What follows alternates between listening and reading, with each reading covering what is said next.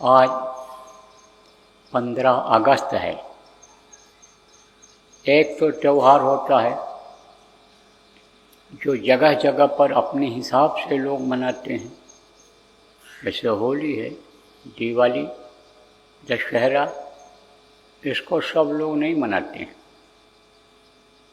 कुछ ही लोग मनाते हैं। ईद है, मुहर्रम है, और ये जो यीशु मसीह का जन्मदिन है जिसको क्रिसमस डे कहते हैं, यानी यीशु मसीह का शरीर छोटा उसका भी मनाते हैं, जिसको आप यानी समझो कि जयंती लोग कहते हैं, जन्मदिन भी मनाते हैं। तरह तरह का नाम रख दिया लोगों ने, उसको सब लोग नहीं मनाते हैं, सब लोग नहीं मनाते हैं। हिंदू धर्म में भी जन्मदिन मनाते हैं, और जब शरीर छोड़ करके गए तो उसको भी मनाते हैं। ऐसे मुसलमान में, सिख में, और आप ये समझो कि ईसाई में भी, क्योंकि मुख्य रूप से 4 धर्म के लोग यहाँ रहते हैं, तो अपने अपने हिसाब से यानी त्यौहार को मनाते हैं। लेकिन 15 अगस्त और 26 जनवरी को पूरा राष्ट्र माने पूरा मुल्क, पूरा देश स्वतंत्रता दिवस और गणतंत्र दिवस मनाता है। क्यों मनाता है? क्योंकि सब लोग उस दिन आज़ाद हो गए थे। इन चारों धर्मों के लोग यहाँ पर रहते थे। कब?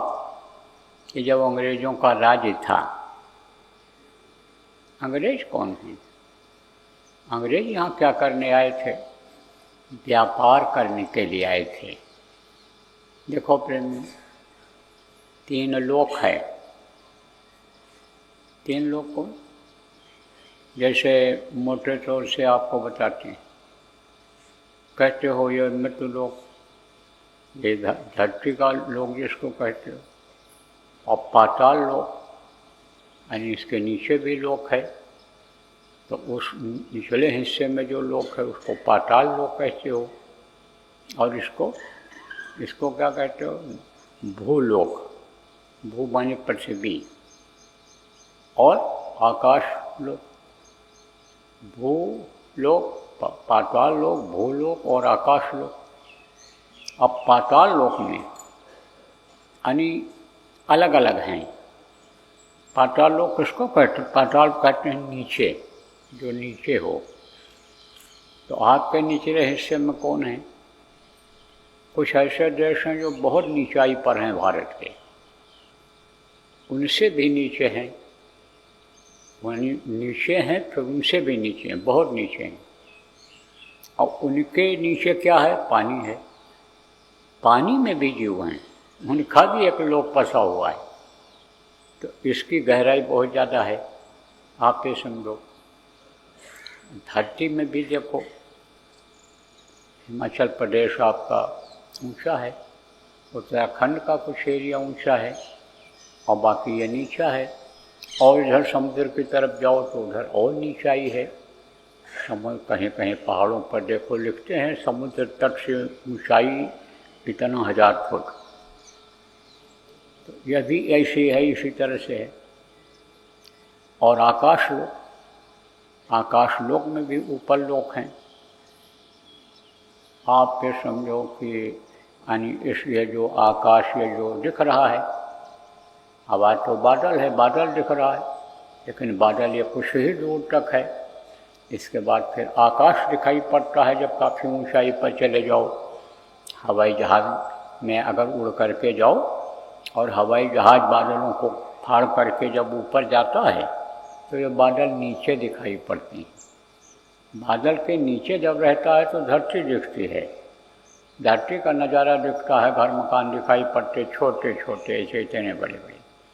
ये बड़े बड़े खेत या क्यारियाँ दिखती हैं ऐसे छोटी छोटी।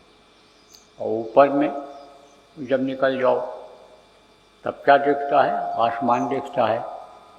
उसके ऊपर भी लोग हैं। उसके ऊपर जो लोक है क्या कहलाता है? देवलोक कहता है, कोई स्वर्गलोक कहता है। देवलोक में कौन कौन है? देवताओं में कैटेगरी है, इनमें भी राजा होते हैं। इनमें भी निचले हिस्से के लोग हैं। जैसे भारत देश का बताया कि इस तरह से ऐसे ढलान में है, ऐसे नीचाई ऊंचाई बीच की है।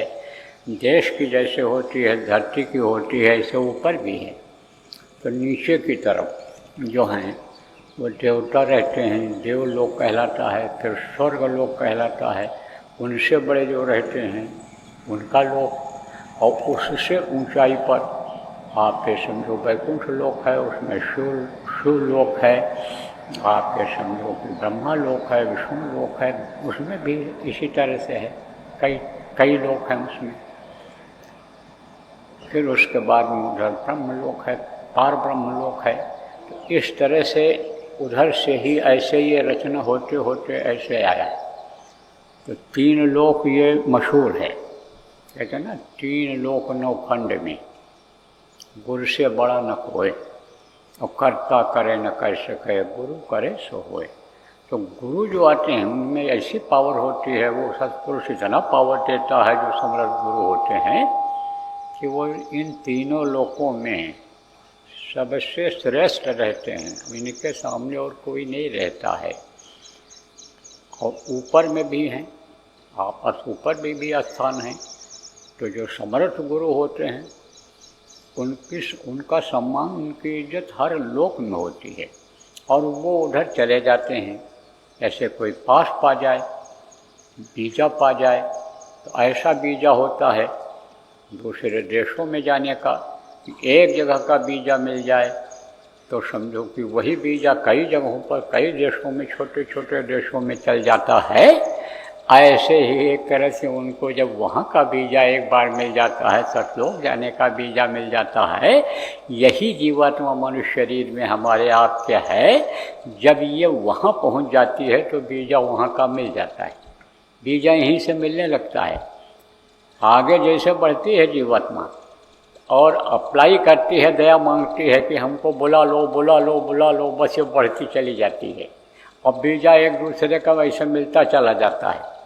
और जब वहाँ का वीजा मिल गया, वहाँ इंटर प्रवेश कर गई, कहाँ? सतलोक में, तब उसकी रोक टोक कहीं नहीं रहती है। तो मुख्य रूप से ऐसे भी गुरु हुए जो जिनकी जानकारी 3 लोक में ही रही। तो अब आप ये समझो उनके लिए ये फार्मूला ज़्यादा लागू होता है। तो कहा 3 लोक 9 खंड में, 9 खंड है। या भारत देश एक खंड है। हाँ, ये एक समझो, यानी समझो कि ये इसको कहते हैं ना कि जो है भारत खंड है ये। जम्बू द्वीपे भारत खंडे आर्यावर्ते कल युगे कल प्रथम चरणे। इसकी व्याख्या की गई है कि जम्बू द्वीप भारत खंड, यानी जम्बू द्वीप है भारत खंड, जैसे ऊपर में द्वीप हैं इंडिया, ऐसे नीचे भी ये जम्बू द्वीप है। जम्बू द्वीप भारत खंड, भारत एक खंड है। जम्बू द्वीप पे भारत खंडे आर्यावर्त, यानी ये आर्यों का देश है, समझे आप। आज यानी समझो आर्यावर्त कलयुग युग है ये। कलयुग कल प्रथम चरण है, कलयुग का यह प्रथम चरण चल रहा है। 4 चरणों में भी कलयुग रहेगा। सतयुग का आवाहन जो किया गया है और कर रहे हैं हम, आप सतयुग लाने का काम कर रहे हैं, वो बीच में आएगा, अभी ख़त्म नहीं होगा कलयुग। इसीलिए गुरु महाराज देखो प्रेमियों कहा करते थे, कलयुग में कलयुग जाएगा, कलयुग में सतयुग आएगा। ऐसा पहले बोला जाता था, यही बोलना है, यही लोगों को, आप प्रचारकों को यानी प्रचार करना है। तो अब आप ये समझो कि ये खंड है। तो इस खंड में आप ये भारत देश का आविष्कार किया था वास्को डगामा ने किया था इसका। तो अंग्रेज लोग जब खोज हुई, समुद्र के रास्ते से आया था वो, तो जब इसकी खोज हुई तब फिर जो है यहाँ के बारे में यानी अंग्रेज लोग, कुछ लोग आए और उन्होंने बताया। जैसे अब चंद्रमा पर पहुँच गए, अब वहाँ का खोज हो रहा है, यहाँ की मिट्टी कैसी है, यहाँ का पत्थर कैसा है। चंद्रमा तो नहीं है वो, चंद्रमा की परछाई वहाँ तेज पड़ती है। चंद्रमा का एक हिस्से का प्रकाश वहाँ तेज पड़ता है, लेकिन उसको लोग चंद्रमा ही मानते हैं। तो मान लिया हमने भी, चलो भाई चंद्रमा है वो, तो वहाँ पर पहुँच गए। अब वहाँ पहुँच गए, वो खोज कर रहे हैं। अब फिर कह रहे हैं भाई यहाँ कैसे बसाया जाएगा लोगों, पानी कहाँ मिलेगा, और कैसे मतलब ये है कि यानी यहाँ पर अनाज पैदा किया जाएगा, खाने के लिए कहाँ से आएगा, कैसे आएगा, क्या होगा, रिसर्च कर रहे हैं। ऐसे ही कुछ लोग वहाँ से आए कि ये द्वीप मिल गया, जैसे कोई पहाड़ी आपको मिल जाए और आप उसके कहो भाई कैसे इसकी सफाई करेंगे, बराबर करेंगे और यहाँ घर बनाएंगे। जैसे बहुत से लोग पहाड़ों के ऊपर में होटल बनाते हैं और समझो कि और रेस्तरां बना देते हैं कि लोग आएंगे, खाएंगे, रहेंगे, और बाग बगीचे लगवा देते हैं कि सैर सपाटा करेंगे, इनकम होगी, आमदनी होगी। ऐसे ही यानी पहले रिसर्च हुआ, उसका रिसर्च करते हैं कि कहाँ कौन चीज़ बन सकती है, पता करते हैं कहीं ऐसा न हो धोखा हो जाए, ये हमारा पैसा बेकार चला जाए। इसी तरह से अंग्रेज़ों ने यहाँ खोज किया और जो लोग रहते थे उनके बारे में जानकारी किया कि जैसे कहीं आपको होटल वाली ही बात बता रहे हैं, यानी वो ये सब पता करते हैं आबादी कैसी है, लोग कैसे हैं। नहीं तो यहाँ पर आकर के 25 लोग शराब पी करके नंगे नाचने लग जाएं तो अपने बच्चों को लेकर कौन आएगा यहाँ पर। तो ये सब पता लगाते हैं। इसी तरह से उन्होंने पता लगाया तो कहा भारत देश के लोग तो बड़े ही मेहनती हैं, मेहनतकश हैं और बड़े धार्मिक हैं, अच्छी भावना वाले लोग हैं। धार्मिक लोग तो यानी समझो कि धार्मिक होते ही हैं। आप ये समझो उनका दिल दिमाग बुद्धि बहुत ही तेज होती है और मेहनती होते हैं, अपने मेहनत पर भरोसा करते हैं। और कहा शाकाहारी हैं ज़्यादातर लोग, क्योंकि यहाँ अन्न पैदा होता है या अनाज पैदा करके खाते हैं, फल फूल और जंगल बगीचे यहाँ पर प्रकृति ने दे रखा है। नेचुरल, नेचुरल किसको कहते हैं? प्राकृतिक को नेचुरल, प्रकृति को नेचुरल कहते हैं। तो पहाड़ों पर देखो पेड़ कोई लगाने जाता है? पहाड़ों पर पेड़ कौन लगाएगा? ऐसे ऐसे ज़मीन होती है ऊंचाई पर, लेकिन वहाँ वो उगाए हैं किसकी कृपा से? प्रकृति की कृपा से। क्या उगाया है? सेब का पेड़ हो गया, वहाँ पर आप समझो नाशपाती का पेड़ हो गया, वहाँ पर आम के पेड़ यानी पहाड़ों पर मिलते हैं और ऊपर से गिरता है और नीचे आता है, उसको लोग खाते हैं।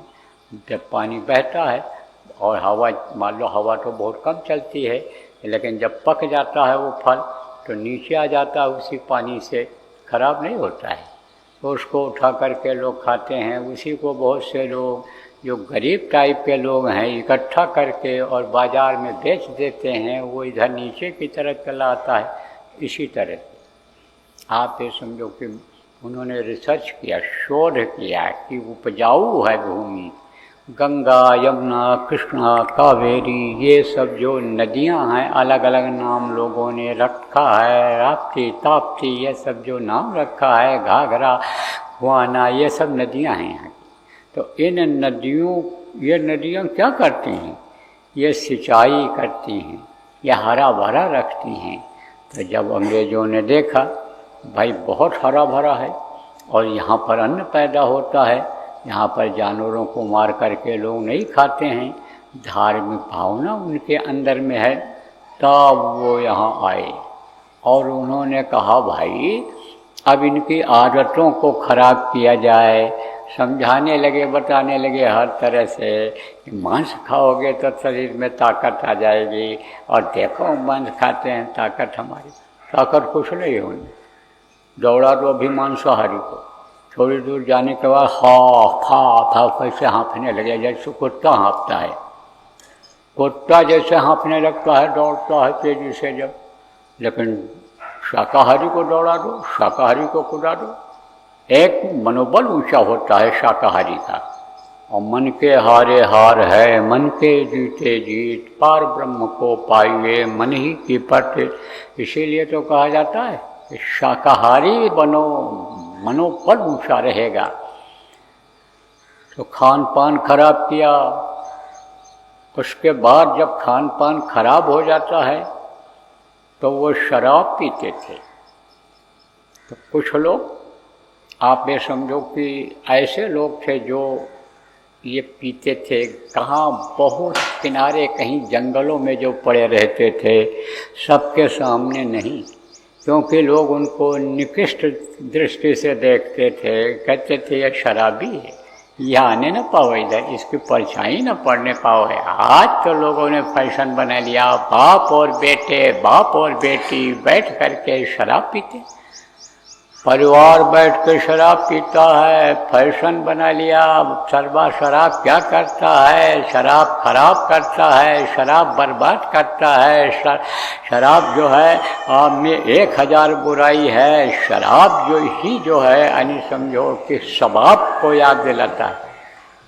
सुंदर औरत चाहिए उसको जो है सम्मान चाहिए, शराबी को जो धुन सवार हो गया वही होना चाहिए। इसीलिए तो पहचान नहीं पाता है कि हमारी चाची हैं कि बुआ हैं कि माँ हैं कि बहन हैं। उसको तो धुन सवार हो गया, बच्चा पैदा करने का काम करो, कोई मिल जाए हाथ पकड़ ले। तो कुछ थे शराबी। देखो प्रेमियों, इस धरती पर अच्छाई भी रहती है और बुराई भी रहती है, इसका बीज खत्म नहीं होता है। और जब बुराई बढ़ जाती है तब कोई आता है, सिखाता है, बताता है, समझाता है और फिर बुराइयों को छुड़ाता है, तब अच्छाई आ जाती है। और जब अच्छाई ही ज़्यादा हो जाती है तब बुरे लोग आ जाते हैं उसमें और वो समझाने लगते हैं, जैसे वो अंग्रेज़ लोगों को समझाए, जैसे अंग्रेज लोग यानी शराब पिलाना लोगों को सिखाए, अपने साथ बैठा करके उनको सम्मान दिया। लोग उनके बीच से जब उठ करके आए, अंग्रेज़ों के बीच से उठ कर आए, तो लोग उनको बड़ा आदमी मानने लगे, कहे साहब अंग्रेज साहब इनको बैठाता है, क्योंकि अंग्रेजी लोग समझते नहीं थे, उनकी बात को समझते नहीं थे। तो जब नहीं समझते तो बहुत से लोगों की आदत नकल करने की ज़्यादा होती है, पता नहीं रहता है, नकल करते हैं। कैसे ये भी बता दें। एक था गांव का आदमी, तो उसने अपने लड़के को पढ़ाया, पढ़ने चला गया वो, और अंग्रेज उस समय पर राज करने लगे थे। व्यापार पहले उन्होंने शुरू किया था यहाँ, और व्यापार की चीज़ों में, खाने पीने वाली चीज़ों को उन्होंने दूषित खराब कर दिया, और उसका उन लोगों को टेस्ट लग गया कि जैसे आज बच्चों को टेस्ट लग रहा है, बच्चे जो चीज़ बाज़ार का बना हुआ है वही खाएंगे। घर की रोटी कितना भी बढ़िया बना दो, कितना भी घी चुपड़ दो, कितनी बढ़िया साग सब्जी दाल बना दो कि जिसकी महक दूर तक जाए, लेकिन उसको नहीं खाते हैं। वो ऐसी चीज़ों को खाते हैं कि जो 10 दिन क्या यानी 10 महीना पुरानी बनी हुई होती है, अलग से निकाल के पानी डाल दो, सड़न गलन की ऐसी बदबू आती है कि सूंघ न पावे आदमी, उसी को खाने की आदत बन गई। 4 दिन की रोटी, 8 दिन 10 दिन बनी हुई रोटी को कहते हैं डबल रोटी है, डबल रोटी है, ये सिंगल रोटी तुम हमको खिलाते हो, हम डबल रोटी खा रहे हैं। ऐसे ही आदत उन लोगों ने खराब किया अंग्रेजों ने। तो पहले तो वो व्यापार के हिसाब से आए, ऐसा सामान उन्होंने बना करके यहाँ डाल दिया कि उसमें लोगों की आदत बन गई। जैसे चाय पहले पीते थे, भारत देश को लोग नहीं पीते थे। इसका आविष्कार किसने किया यहाँ भारत में? अंग्रेजों ने। हमको याद है, हम लोग छोटे छोटे थे तो हमारे चाचा बताते थे कि जब वो पढ़ने जाते थे, छोटे थे जब वो पढ़ने जाते थे जब, तो शहर की तरफ वहाँ चले जाएं। स्कूल तो गांव में था, लेकिन थोड़ी दूर पर बाजार था, तो वहाँ उधर घूमने एक आध दिन गए लड़कों के साथ। कुछ मनचले लड़के होते हैं, घूमने चले जाते हैं, छुट्टी होती है तब चले जाते हैं।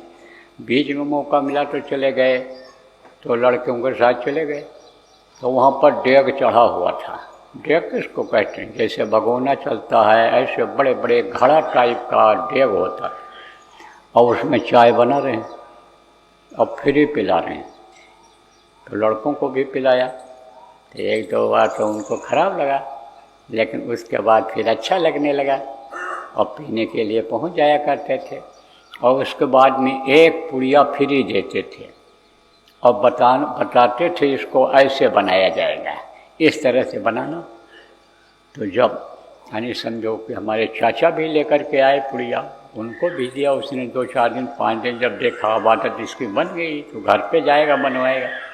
तो हमारे जो यानी समझो कि चाचा के पिताजी यानी हमारे दादाजी, कोई बाबा कहता कोई चाचा दादा कहता, और वो जब देखे दादी को पता चला, नाराज जब वो हुई, ये तो अंग्रेज़ों की चीज़ ले आया।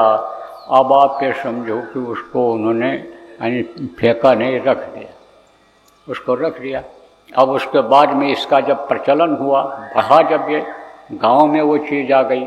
अरे सब एक जैसे थोड़ो होते हैं, गांव में कोई चीज़ आ जाती है तो कोई कहता है लाओ भाई इसको इस तरह बना के देखा जाए, अंग्रेज साहब ऐसा पीता है पिलाता है तो हम देखें कैसा लगता है। तो इसी तरह से फैल गया। तो ये ऐसी चीज़ों को व्यापारिक हिसाब से डाल दिया और फिर बाद में राज करने लग गए।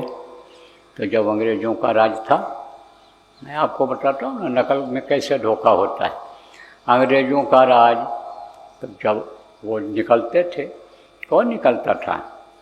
अंग्रेज, पता लगाने के लिए कि कैसे किस तरह से इनको एकदम मुट्ठी में कर लिया जाए, कंट्रोल में कर लिया जाए, एकदम से यानी पूर्ण सत्ता हमारे हाथ में हो जाए, कहीं से कोई दिक्कत ना हो, बगावत ना पैदा हो।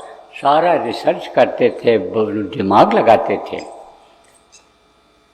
तो उधर जो है पहुंच गए एक आदमी के, किसान के दरवाजे पर। तो पेड़ा बर्फी और ये चाट चपाट या नमकीन फमकीन तो उसमें थी नहीं। गुड़ जिसके घर में रहता था बड़ा आदमी माना जाता था, क्योंकि गुड़ भी बहुत कम लोग बना पाते थे, कहीं कहीं बनता था। अब आप ये समझो कि फिर क्या खाते पीते थे लोग? ये जो चना होता है, चावल होता है, गेहूँ होता है, इसको भून लेते थे और उसी में थोड़ा बहुत जो है, अगर गुड़ है तो मिला दिया या गुड़ दे दिया, थोड़ा थोड़ा गुड़ खाते जाते लोग और उसको खाते थे। तो स्वागत सत्कार में यह देते थे। और क्या देते थे? भारत देश में दूध और घी की नदियाँ बहती थीं। कहोगे भाई ये तो असंभव चीज़ है, ज़्यादा बोला जा रहा है, नदी कहाँ से दूध और घी की बहती रही होगी? अरे इतना दूध और दही होता था कि लोग खा नहीं पाते थे। अब आप ये समझो अपने आश्रम पर भी गऊओं का दूध इतना ज़्यादा होता, इतनी संख्या हो गई थी कि उन्हीं को खिला देना पड़ता था, मट्ठा बना करके खिला दो और समझो कि ऐसे डाल देते। तो इसी तरह से यानी समझो कि ऐसे लोग दरवाजे पर डाल देते थे। ऐसे कितना जानवर भी कितना पिएगा खाएगा जब ज़्यादा दूध देंगी। और दूध देने की ऐसी उनके अंदर वो थी कि दिन में कई बार दुहो। कहते कामधेनु है ये, नीयत जब दुरुस्त थी लोगों की तब ये मांगे बारिश दे ही। जब रामचंद्र के राज में जैसे बादल पानी बरसा देता था, रामचंद्र के राज में हित रहता में कहा गया कि जो है लता बिटप मांगे मधु चवही, मन भाव तो धेनु पैदे ही। लता माने क्या होता है? ये पेड़। लता किसको कहते हैं? बेल को। तो आप ये समझो अंगूर में क्या होता है? बेल होता है, और देखो मीठा फल निकलता है। लता बिटप मांगे मधु देही। तो लताएं जो होती थी, जिनकी कोई जड़ नहीं होती, कीमत नहीं होती, वो भी मीठा फल देती थी और बहुत होता था। लता बिटप मांगे मधु चौही। मधु किसको कहते हैं? शहद को। तो मधुमक्खियों के छत्ते जगह जगह पर लगे रहते थे। जब चाहते थे मक्खियों को प्यार से हटा करके और इसे निकाल लेते थे। जो मधु निकालने वाले छत्तों से क्या करते हैं? धीरे से प्यार से उनको ऐसे सरका देते हैं, और जब वो सरक जाती हैं आराम से, तब उसमें से ऐसे थोड़ा थोड़ा थोड़ा थोड़ा निकालते हैं और फिर खिसकाते जाते हैं। फिर वो जो खाली जगह हो जाती है वो उधर आ जाती हैं और फिर खाली जगह में से निकाल लेते हैं, ऐसे पूरा निचोड़ देते हैं। और फिर वो ला करके वहाँ से यानी फूल पत्ती का रस ला करके फिर बनाती हैं, तैयार करती हैं। तो बहुत होती थी। आज की तरह से ये जो मक्खी पालन नहीं था, मधुमक्खियों का पालन नहीं था, बहुत इस तरह से छत्ते लगे रहते थे। गाँव में आप ये समझो खूब दूध देती थी तो लोग दरवाजे पर डाल देते थे। तब कहा जाता था दूध और घी की देखो ये नदी बह रही है, ये नदी बह रही है। तो बहुत होता था, तो लोग दूध और दही से स्वागत करते थे। बढ़िया दही जमाते थे। कैसे जमता है दही बहुत लोगों को नहीं मालूम है, इसलिए खट्टा हो जाता है। चलो हम बता देते हैं। दूध को गर्म कर लो, पानी उसका ख़त्म हो जाए, पहले थोड़ा पानी डाल दो और फिर उसको खूब गर्म कर लो और हल्का ठंडा रहे जब, तब उसमें थोड़ा सा जामुन जिसको कहते हैं दही थोड़ा सा डाल दो, लेकिन ज़्यादा खट्टा दही न हो। ज़्यादा खट्टा दही जब रहेगा तो दही भी खट्टा हो जाएगा। वो जामुन अगर खट्टा रहेगा तो ज़्यादा खट्टा हो जाएगा। थोड़ा सा डालो जो मीठा रहे, संभाल के रखे रहो उसको, तब वो मीठा रहेगा। और मीठा कैसे रहेगा वो भी अभी बता देते हैं। तो तब उसमें आप डाल दो और डाल करके उसको ढक करके रख दो। कहाँ रखो? ऊपर नहीं, ज़मीन से छूना चाहिए उसको। वो ऊपर अगर आप रख दोगे बच्चियों, किस पर जहाँ पर चूल्हा रख करके बनाती हो तो जमाव में देर होगा, तो नीचे रख दो ऐसे। कहाँ? ज़मीन के ऊपर, और ढक दो। फिर 6-7 घंटा लगता है जब गर्म मौसम रहता है, और ठंडा मौसम रहेगा तो और थोड़ा समय लग जाएगा। और जैसे यानी समझो कि जम जाए, वो जम जाए तैसे उसको इस्तेमाल कर लो। और या तो आपके पास फ्रिज है तो फ्रिज में रख दो, तब वो खट्टा नहीं होगा। बढ़िया मीठा दही, कुछ न मिलाओ, दही वही खाते चले जाओ। अब जामुन के लिए मीठा कब मिलेगा? जैसे सुबह का दूध है, अब उसको गर्म किया 6-7 घंटे पहले, 8 घंटे पहले उसको गर्म कर लिया। अब गर्म करके और फिर उसमें थोड़ा सा जामुन डाल दिया, तो शाम को जामुन वाला जो दही रहेगा मीठा रहेगा, फिर वो मीठा ही रहेगा। तो यह तरीका है उसका। और तुरंत मान लो जम नहीं रहा है, तब क्या किया जाएगा वो भी बता दें आपको। तब उसको आप ऐसा करो कि थोड़ा समय हो जाए और जमाव नहीं हो रहा है, दही नहीं बन रहा है, वो दूध की ही उसमें खुशबू आ रही है, थोड़ा भी यानी समझो कि वो गाढ़ा नहीं हुआ, हल्का ही हुआ है थोड़ा बर्तन में नीचे, तब पानी को गर्म करो। और गर्म पानी में 15-20 मिनट के लिए, 15 मिनट के लिए उसी दही को रख दो, दूध को जिसको जमाना है आपको, और ढक दो। और ढकने के बाद निकालो, फिर जमा हुआ मिल जाएगा। ये ज़रूर है पानी उसमें ज़्यादा रहेगा। वो जो दही के हैं वो जो गट्ठे चकट्ठे रहेंगे, जो हिस्सा रहेगा, गुठली जो रहेगी वो कम रहेगी। तो दूध और दही से लोग स्वागत करते थे। किसका स्वागत करते थे? आए गए का, मेहमान का। तो भारत देश की यह संस्कृति रही है कि आओ बैठो पियो पानी, कोई भी आवे, पानी पिलाते थे, बैठाते थे और प्यार से बात करते थे। ये भारत देश की संस्कृति है। आज भी कुछ जगहों पर ऐसा प्रचलन है कि आप जाओगे तो पानी लाएंगे तो उसके साथ कुछ मीठी चीज़ ज़रूर ले आएंगे। इधर पूरब में ज़्यादा है, पूर्वी उत्तर प्रदेश है, उधर बिहार है, अन्य प्रांतों में ये चीज़ ज़्यादा मिलती है। तो अब आप ये समझो, वो लाया बढ़िया दही और दे दिया अंग्रेज़ को खाने के लिए, और वो चना वगैरह दिया जो रखा था, तो उसको तो थोड़ा बहुत खाया। वो चना का स्वाद तो आप समझते हो, खाए हो जो लोग, उसको तो खाया। लेकिन जब दही उसने खाया तब कहता ओ डैम फूल, है ना, थोड़ा सा खाया और जब खट्टा लगा, दही तो खाया नहीं था, तो कहता था डैम फूल। डैम फूल का कहा डैम फूल, हाँ हजूर दौड़ा वो आया, है ना। तो ऐसे हाथ हिला दिया, वो उठा ले गया, समझे आप। अब उसको लोग जो वहाँ खड़े थे वो डैम फूल कहने लग गए। क्यों डैम फूल कहने लग गए? क्योंकि अंग्रेज साहब ने नाम रख दिया उसका। तो अंग्रेज लोग पहले खिताब देते थे, समझे आप। खिताब का मतलब क्या होता है? डिग्री जैसे मिल जाती है किसी को, डॉक्टर की डिग्री मिल गई, इंजीनियर की डिग्री मिल गई, तो उनको लोग इंजीनियर साहब, डॉक्टर साहब कहने लगते हैं। यूनिवर्सिटी की डिग्री होती है, जैसे कोई मुखिया बना दिए जाते हैं, अपने समाज बिरादरी के प्रधान बना दिए जाते हैं, उनको लोग प्रधान कहने लगते हैं।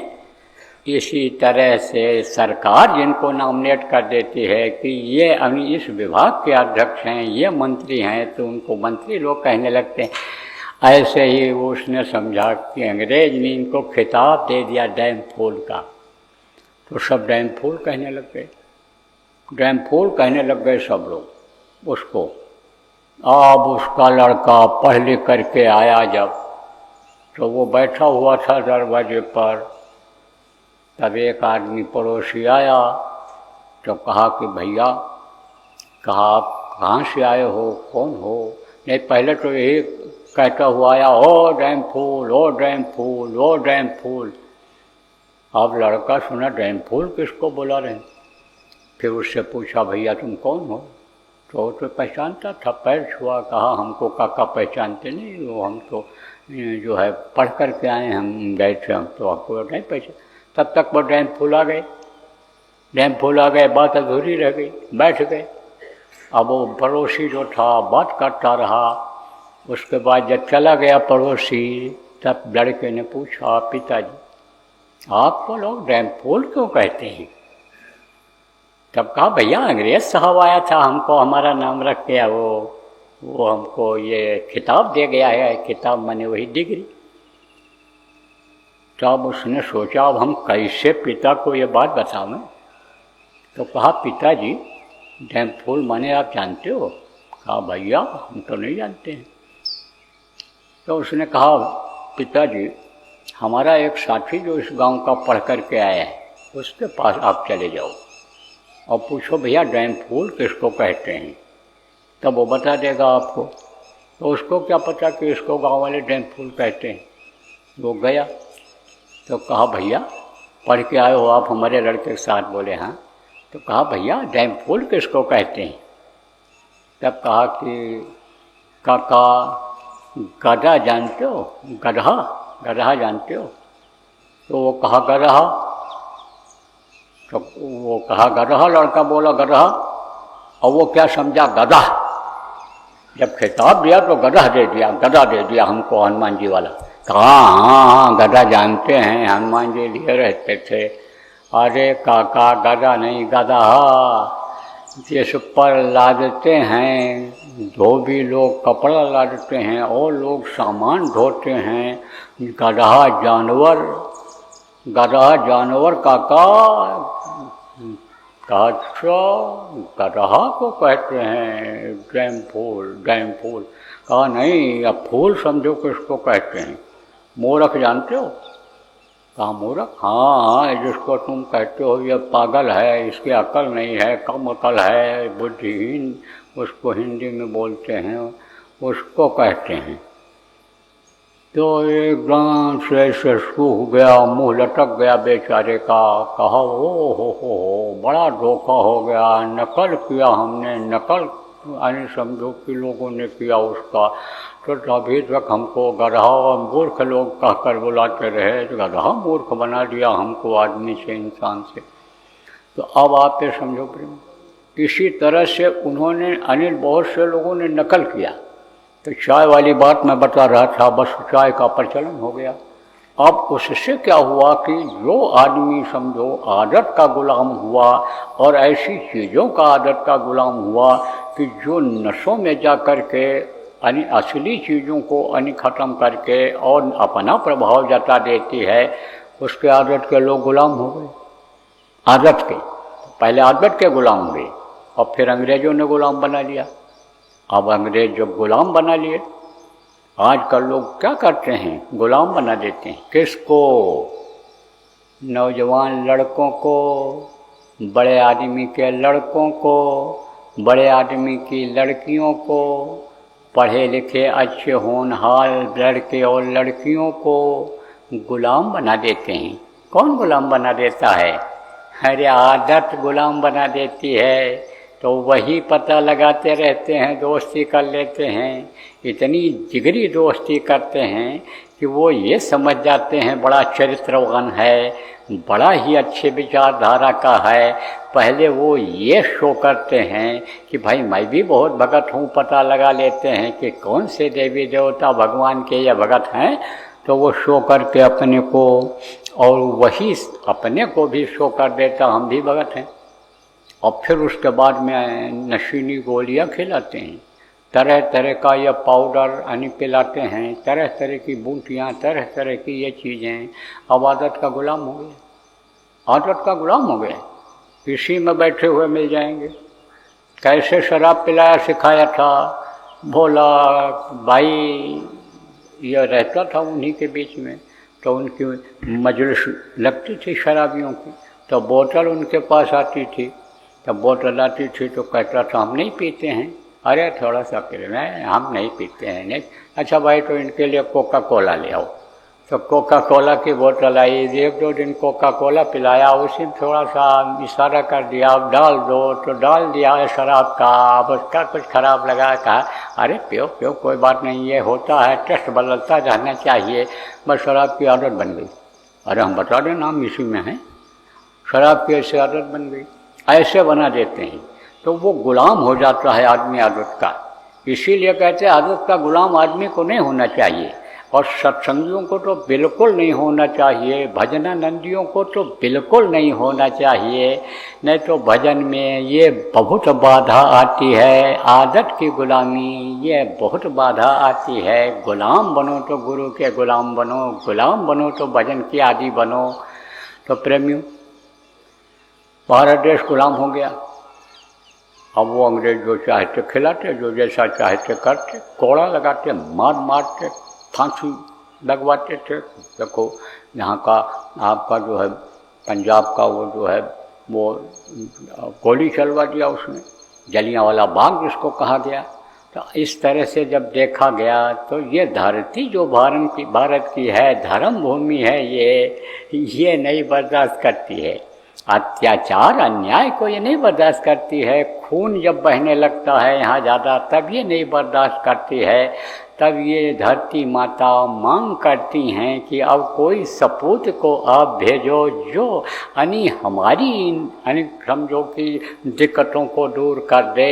ये जो कोई विचार नहीं रखते हैं, खान पान का कहीं भी मांस बिकवा दिया, कहीं भी फेंकवा दिया, कहीं भी हड्डियाँ ये जो सड़ रही हैं, हमारे में जो ये मिल रही हैं जानवरों की हड्डियाँ, और ये जो मांस बदबू पैदा कर रहा है, तो भेजो किसी न किसी को। तो भेजता है। जब जब हो धर्म की हानि, बाढ़ें असुर अतम अभिमानी, तब तब धर पर मनुष्य शरीरा, अरे के पानी से वो भेजता है न किसी को। जब जैसी परिस्थिति रहती है तब परिवर्तन कराने के लिए वो भेजता है। इसीलिए संसार को परिवर्तनशील संसार कहा गया। यहाँ बदलाव होता ही रहता है। तो तब बदलाव कौन लाया था, आज़ादी कौन दिलाया था? जिनको लोगों ने महात्मा गांधी कहा। पेशे के वकील थे, और आपके समझो कि जाति के बनिया थे। बनियों का स्थान उस समय पर तीसरे नंबर पर था। वर्ण व्यवस्था जब बनी थी तो ब्रह्मजाना सा ब्राह्मणा, जो ब्रह्म तक पहुंच जाते थे, जिनके अंदर ब्रह्म की शक्ति आ जाती थी, उनको ब्राह्मण कहा जाता था। और इसी साधना के द्वारा जो प्रेमियों आपको बताया गया, आप समझो जब आगे वो करते थे, बढ़ते थे, तो उनके अंदर ताकत आ जाती थी, आत्म साक्षात्कार कर लेते थे। और आत्मा में जब प्रभु की शक्ति आ जाती थी तो बल आ जाता था, तो रक्षा का काम करते थे। तो वो क्षत्रिय कहलाते थे। और ये मेहनत कश लोग थे। ये यानी समझो अपना दिल दिमाग लगा करके व्यापार करके लोगों को आपूर्ति सामान की कराते थे तो वैश्य कहलाते थे, और मेहनत कर लोगों को जो और छोटी सेवाएं इनकी करते हैं उनको शूद्र कहा जाता था। तो उस समय पर तीसरा नंबर था वैश्य का, लेकिन उन्होंने महात्मा का काम किया। तो वो जो ब्राह्मण जाति में महात्मा हुए हैं, आप ये समझो उनका इतिहास उनके आगे पीछे हो रहा है इस समय पर, और उन्हीं को लोग महात्मा गांधी कहने लग गए। गुजरात में यानी बुद्धों को या महान शक्तियों को या साधुओं को बापू ही कहते हैं, तो उनको लोग बापू कहने लगे। तो उन्होंने अभियान चलाया, और उस अच्छे अभियान का, अच्छे की मदद हमेशा होती है। देर भले हो लेकिन अंधेर नहीं रहती है वहाँ, आप ये समझो। इसीलिए कहा गया कि धीरे धीरे रे मना धीरे ही सब होए, और माली सींचे मूल को ऋतु आए फल होए। पौधा लगाते हो तुरंत फल थोड़ो देने लगता है, सिंचाई गुड़ाई करते रहो तो फल निकल आएगा। जैसे आपको बताया जाता है नामदान ले लिया, लेकिन नामदान लेने वाले को समझाते रहो। अपने साथ नामदान आपने दिला दिया किसी को, नामदान तो दिला दिया, उसने ले लिया, लेकिन उसको समझाते रहो, बताते रहो, अपने साथ कराते रहो, तब उसकी आदत बन जाएगी और उसको फल मिलने लग जाएगा। जब अंदर में फल मिलने लग जाए, अंदर में कुछ अनुभूति हो जाए, तब उसको छोड़ा जाए। हमारे आपके अंदर जो यह भाव जगा, हमारे आपके अंदर जो भक्ति आई, वो किसी के समझाने पर ही आई होगी। हमको तो एक इंजीनियर साहब थे, उन्होंने तो चींटी जैसा पकड़ देता है। चींटा होता है ना, चींटा पकड़ता है तो छोड़ता नहीं जल्दी। ऐसे अगर उसको खींचो, काटने पर उसके जब दर्द हो तो पीठ से उसका हिस्सा टूट जाता है, लेकिन छोड़ता नहीं। ऐसे ही पकड़ लिया था उन्होंने। लोगों ने कहा कि आप तो इनके पीछे पड़े हो, बोले ये लड़का ऐसा है कि ये कुछ करके दिखाएगा, इसीलिए हम इसको पक्का कर रहे हैं। भजन में अगर ये लग जाएगा और कुछ अंतर में इसको मिल जाएगा, गुरु भक्ति अगर इसके अंदर आ जाएगी तो ये कुछ करके दिखाएगा। तो ये सोचो कि हम तो नहीं रहेंगे, जैसे वो हमारे इंजीनियर साहब नहीं रहे, चले गए, लेकिन उनके बताए हुए पथ के रास्ते पर पथ पर हम चल रहे हैं। तो गुरु की ये जो है काम में गुरु महाराज हमको सेवा का मौका दे रहे हैं और सेवा हमसे करवा रहे हैं।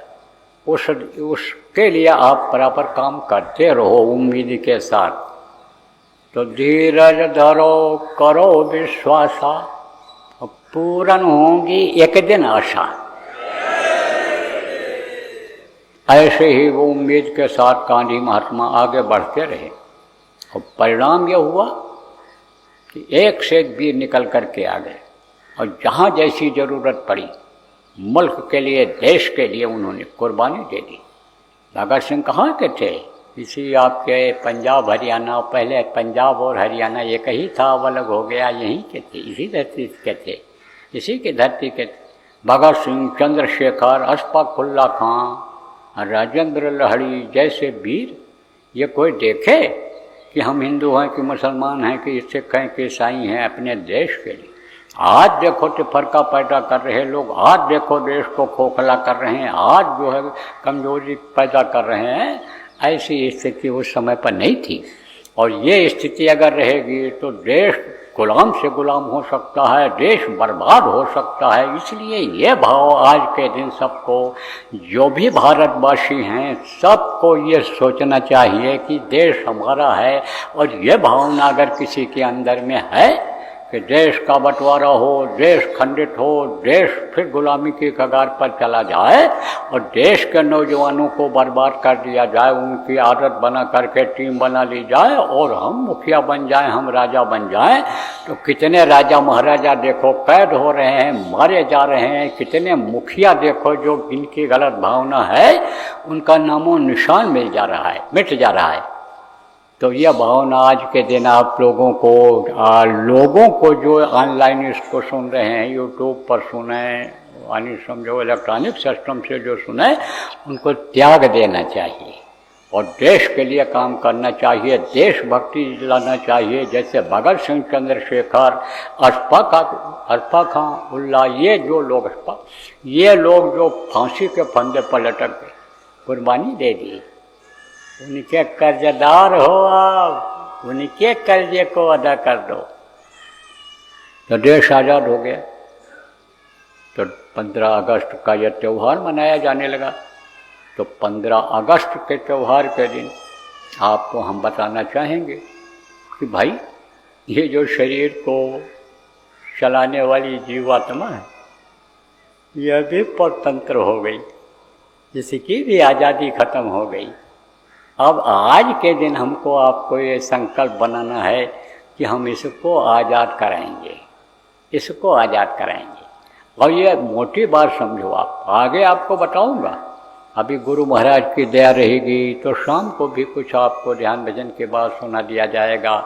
पहले तो ध्यान भजन होगा, घंटी आज जल्दी बजेगी, 5 बजे से पहले बज जाएगी। हम सोचते हैं 5 बजे से ही कर देंगे, तो और लोग भी आ जाएंगे, वो भी सुन लेंगे। तो आप समझो कि ये कैसे परतंत्र हो गई, निकलेगी कैसे, ये समझो। आज़ाद ये कैसे होगी, स्वतंत्र यह कैसे होगी, पिंजरे से बाहर कैसे होगी, यह मैं आपको इन्हीं सत्संगों में बता दूंगा, जो कई दिन चलेगा। शाम को चलेगा, फिर कल सुबह चलेगा, फिर कल शाम को चलेगा। गुरु महाराज के दया से समय परिस्थिति अनुकूल रही तो परसों सुबह तक भी चलेगा। तो अभी तो आपको समझो 4 सत्संग मिलने की उम्मीद है, उसमें बता देंगे। लेकिन मोटी बात आपके दिल और दिमाग में न रह जाए कि भाई कैसे आज़ाद होगी, कैसे आज़ाद होगी। ये आज़ादी के दिन ये बाबा छोड़ करके प्रश्न चले गए, तो इसका उत्तर एक लाइन में आपको दे देता हूँ। आज़ाद होगी जो आप आज अभी सुमिरन, ध्यान और भजन किए हो, इससे ये आज़ाद हो जाएगी, इससे आज़ाद हो जाएगी। और हमारी आपकी ही नहीं आज़ाद होगी, बहुत से लोगों की आज़ाद होगी। जब उसकी रूपरेखा आप बना लोगे और लोग आ रहे हैं बना लेंगे, तब बहुत लोगों की आज़ाद हो जाएगी, बहुतों की आज़ाद हो जाएगी। बल्कि जिस धरती के कुछ समय के बाद सबकी आज़ाद हो जाएगी। तो अब आप ये समझो प्रेमियों, भारत देश के धरती की तो बहुत पहले आज़ाद होगी, क्योंकि ये धार्मिक देश है। ज़्यादातर देखो इसी 9 खंड में से 9 खंड हैं, इसमें जैसे 3 लोग बताया, 3 लोग 9 खंड में, 9 खंड हैं। तो ये भारत खंड में ही ज़्यादातर महापुरुष हुए हैं, महापुरुष हुए हैं, और उनका संस्कार लोगों के ऊपर पड़ा हुआ है। संस्कारी जीवों को, अंकुरी जीवों को भारत देश में ही उतारा गया है, यहीं उतारा जा रहा है।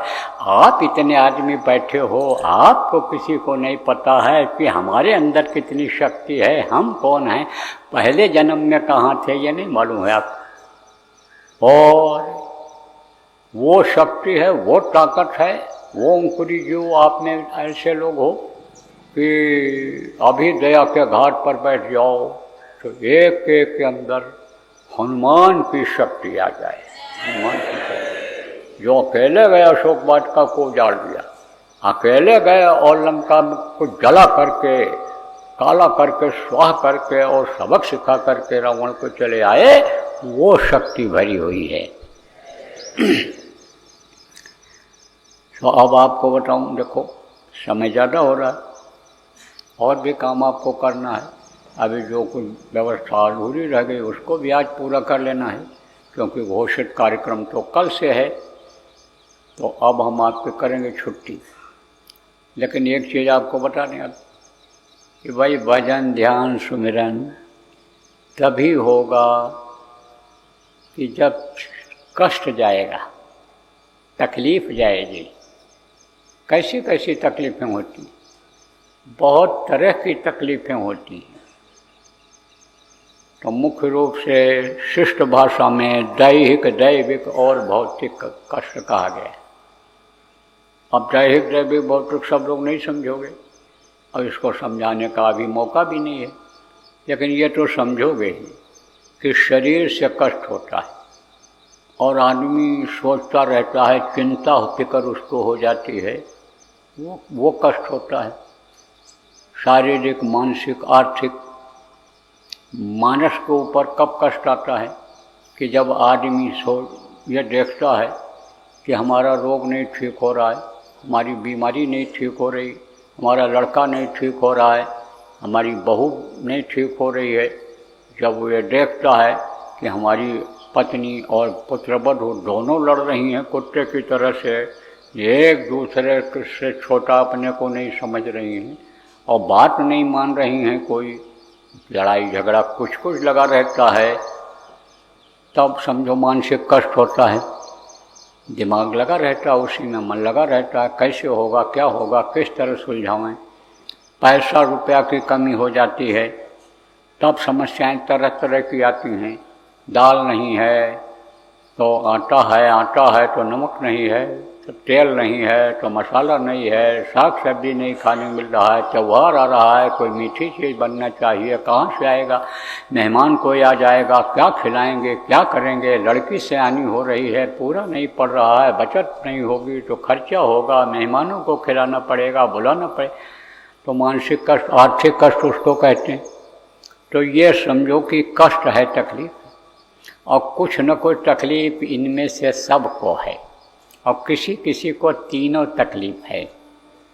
तो ये तकलीफ नहीं जाएगी तो मन अगर बीमारी में लगा रहेगा, मन लड़का में लगा रहेगा, मन बाप की बीमारी में लगा रहेगा, मन जो है आप समझो कि रुपया पैसा नहीं है, कैसे होगा ये, उसमें लगा हुआ है, तो मन इधर कैसे लगेगा। ओढ़ो मन नाही 10-20, उन्होंने कहा अरे एक रहो सो गयो श्याम तक, मेरा मन तो ओढ़ो श्याम में लग गया, मेरा मन तो कृष्ण में लग गया, अब मन तो हमारा कहीं है नहीं, कहीं नहीं है। तो आप ये समझो कि मन तो ये कहीं है, और मन नहीं लगेगा तो सुमिरन में कुछ नहीं मिलेगा, सुमिरन करने से कुछ नहीं मिलेगा, ध्यान करने से कुछ नहीं मिलेगा, भजन करने से कुछ नहीं मिलेगा। कहा है ना, संतों ने खूब समझाया, कामाला तो कर में फिरे, जीभ फिरे मुख माय, और मनुमा तो 34 फिरे। यह तो सुमिरन में माया यानी माला को कहा, माला मन से लड़ पड़ी, क्यों फेरत है मोह। समझाने के लिए उदाहरण दिया कि माला कहते बार बार हमको रगड़ रहा है, फेर रहा है, और तू अपने मन का फेर नहीं बदल पा रहा है इंसान, तो माला मन से लड़ पड़ी, क्यों फेरत है मोह, और मन का माला फेर कर, मन का माला फेर कर, और कर का माला छाड़, कर का माला रख दे, और का मन को तो फेर दे। इधर उधर जो तेरा मन भ्रमण करता रहता है, भगता रहता है दुनिया की तरफ, दुनिया की चीज़ों को चाहता रहता है, उससे तू यानी मन को अपने मोड़ दे और इधर ले आ, तेरा काम बन जाएगा। कैसे बनता है ये भी बता दें। अंग्रेजी पढ़े लिखे लोग बैठे हुए,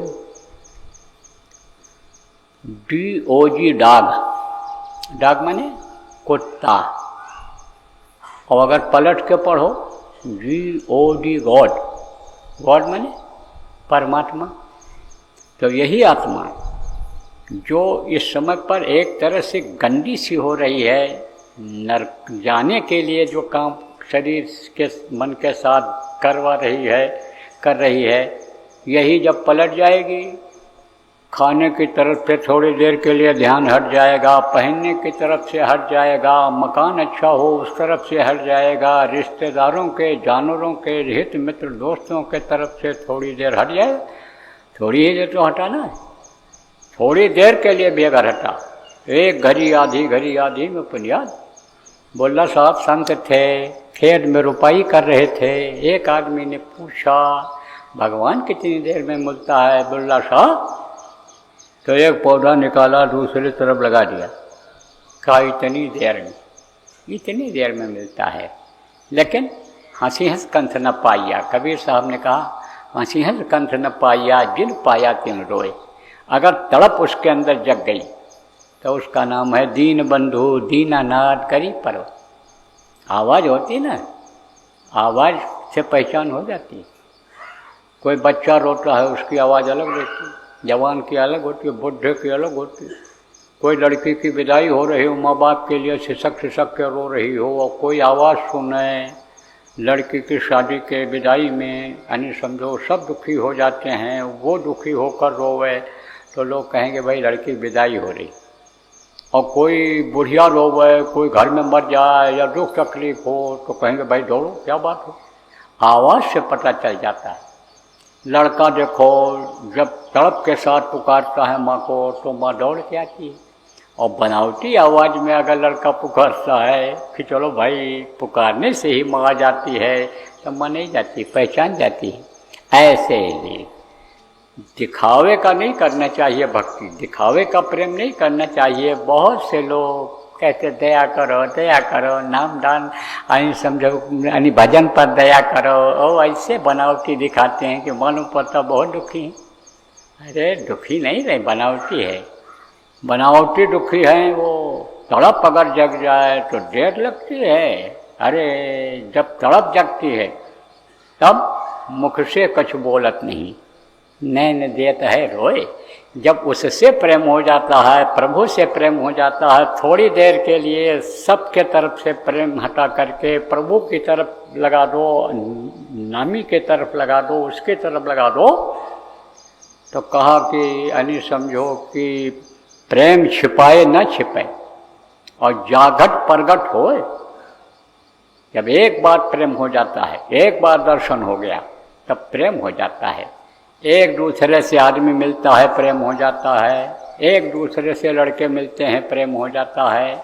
ऐसे ही जब एक बार मिलना हो जाता है तो प्रेम हो जाता है, तो वो प्रेम छिपता नहीं, मुख से कुछ बोलत नहीं और नैन देते हैं रोए।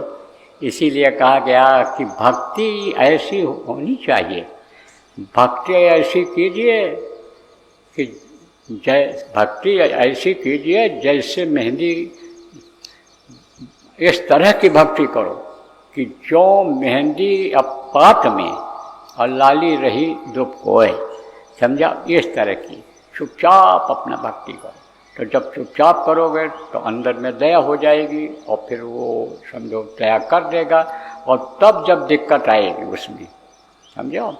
इसीलिए कहा गया भाई रात को बहुत सी बच्चियां कहती हैं कि परिवार वाले ऐसा मिल गए, क्या बताऊँ, पिताजी ने ऐसे घर में धन देख करके, सुंदर लड़का देख करके शादी ब्याह हमारा कर दिया कि जहाँ भजन नहीं करने देते हैं, समय नहीं मिलता है। अरे भाई रात को समय मिलता है, सुबह समय मिलता है, 24 घंटा पति कहाँ साथ लगा रहता है, 24 घंटा घर वाले कहाँ साथ लगा रहते हैं, तो समय निकाल करके चुपके से कर लेना चाहिए। क्यों? क्योंकि आपको बताया गया एकांत में करना चाहिए, एकांत बना के कर लिया। कहीं भी बैठे हैं, कुर्सी पर बैठे हैं, चारपाई पर बैठे हैं, थोड़ा सा डाल दिया ऐसे ऊपर से। सेवा जो बहुत करती हैं बहुएँ, किसकी, सास की, ससुर की, उनको कोई नहीं कुछ कहता है करने में। और अगर मान लो तो भी अगर एलर्जी है किससे कि भाई ये अपने गुरु को क्यों मानती है, हमारे गुरु को माने, हमारे देवी देवताओं की पूजा करे, हमारे अन्य तरह से हो जाए, तो भी सेवा के बदौलत, सेवा से खुश होकर के अगर आंख बंद करके कोई बच्ची करती भी है दुपट्टा डाल करके, धोती जैसे लटका के, तो सास आएगी तो कहेगी बहू क्या नींद आ रही, ये नहीं कहेगी तो क्या कर रही, चुपचाप कर लेना चाहिए। तो अगर समझ लो कि मन इधर से हट गया, आपको बता रहा था, तो ये जो इस वक्त पर जैसे कुत्ते की आदत बन गई इंद्रियों की, इंसान की, आप ये समझो कि जहाँ मिल गया वहाँ खा लिया, जो मिल गया खा लिया, जो यानी समझो मिल गया उसी के साथ भोग कर लिया, जैसे वो आदत खत्म हो जाएगी, समझा। और फिर जीओडी गार्ड हो जाएगा, वो आपको बता रहा था। तो देखो समय निकलता चला जा रहा है। अब आप समझो कि गुरु महाराज की दया होगी, समय परिस्थिति अनुकूल रहेगी, स्वास्थ्य सही रहेगा, तो शाम को फिर सुना दिया जाए। तो बोलो जय गुरुदेव। अरे तो बात अधूरी रह गई। तबीयत जब खराब रहेगी और समस्याएं रहेंगी तो ये दूर कैसे करोगे, तो उसका उपाय तो बताना अभी जरूरी है। और आपको जो बताया जाएगा तकलीफ वालों को, उनको तो फायदा होगा ही होगा जो यहाँ लोग आए हो। आपके मिलने जुलने वाले, आपके रिश्तेदार, आपके लोगों को कैसे फायदा हो? क्योंकि परिवार में अगर कोई दुखी हो गया, परिवार वालों को कष्ट हो गया, उसको बीमारी रही तो रात भर नींद आएगी कि भजन में मन लगेगा? तो अभी इसीलिए बता दे रहा हूँ कि जो कल से कार्यक्रम शुरू होने वाला है उसकी जानकारी आप सब लोगों को दे दो, फ़ोन के द्वारा, व्हाट्सएप के द्वारा, संदेश के द्वारा, कैसे भी दे दो कि इस कार्यक्रम में जो लोग आएंगे और अपनी तकलीफ को कहेंगे, सच्चे हृदय से विश्वास के साथ कहेंगे, उनको सबको फायदा होगा। जिसकी जैसी भाव भक्ति रहेगी, श्रद्धा प्रेम रहेगा, उसको उसी हिसाब से फायदा होगा। हर चीज़ में फायदा दिखेगा उसको, कोई भी समस्या होगी उसकी।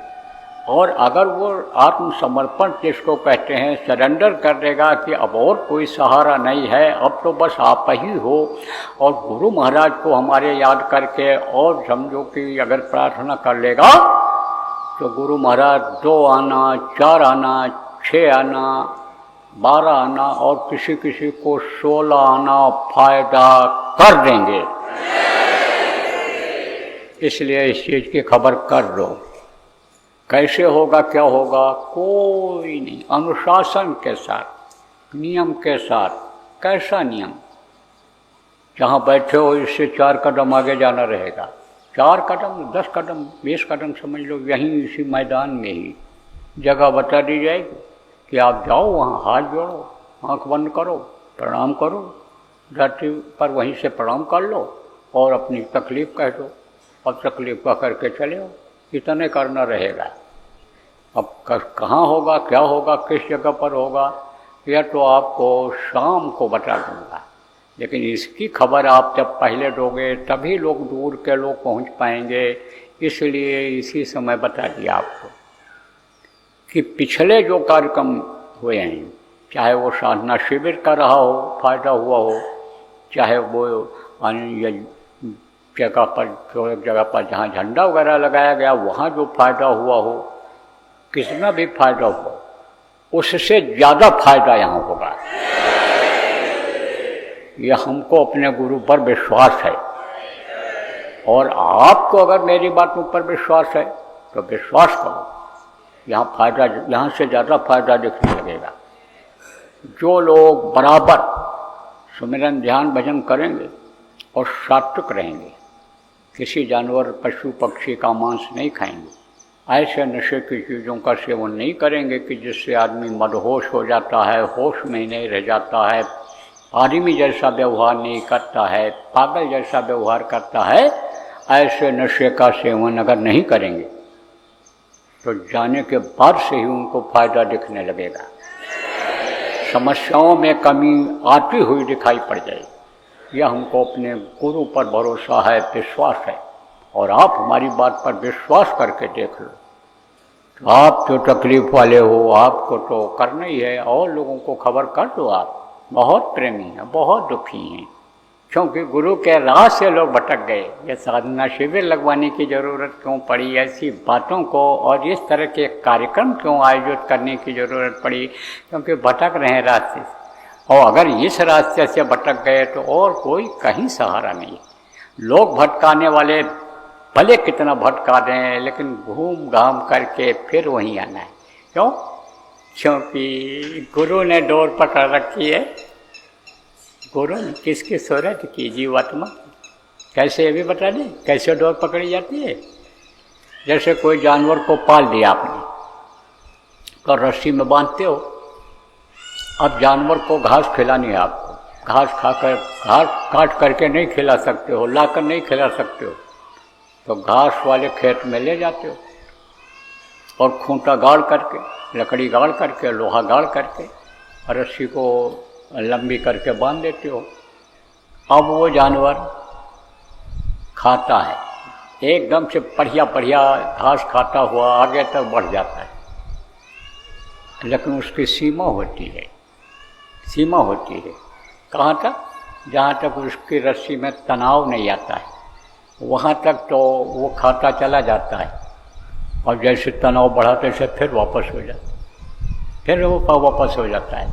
और फिर रस्सी यानी समझो कि अंदर अंदर की घास सब खा करके, और जहाँ पर खूंटा रहता वहीं पर आकर खड़ा हो जाता है, निराश हो जाता है। अब कहाँ जाए आगे, अब पेट भरा न भरा कुछ भी हुआ, लेकिन फिर घूम करके वहीं आ जाता है। क्यों? जहाज का पंछी पुण्य जहाज में आवे। अब जैसे कोई जहाज का पक्षी है, तो जहाज क्या होता है? जहाज होता है समुद्र के किनारे लग जाता है, और कई दिन तो खड़ा रहता है पानी का जहाज, और उसमें माल भरता है। जब 15 दिन 1 महीना माल भर जाता है पूरा, तब उसको एक देश से दूसरे देश में पहुंचाने के लिए समुद्र मार्ग से ले जाते हैं। अब कोई पक्षी उसी पे बैठ गया और जहाज चल पड़ी, तो समुद्र कैसे पार करेगा? उड़ेगा तो वहाँ से जहाज के ऊपर से, लेकिन समुद्र नहीं पार कर पाएगा। क्यों? जहाज का पंछी पुण्य जहाज पर आवे, घूम करके फिर वहीं आ जाता। ऐसे आना तो पड़ेगा।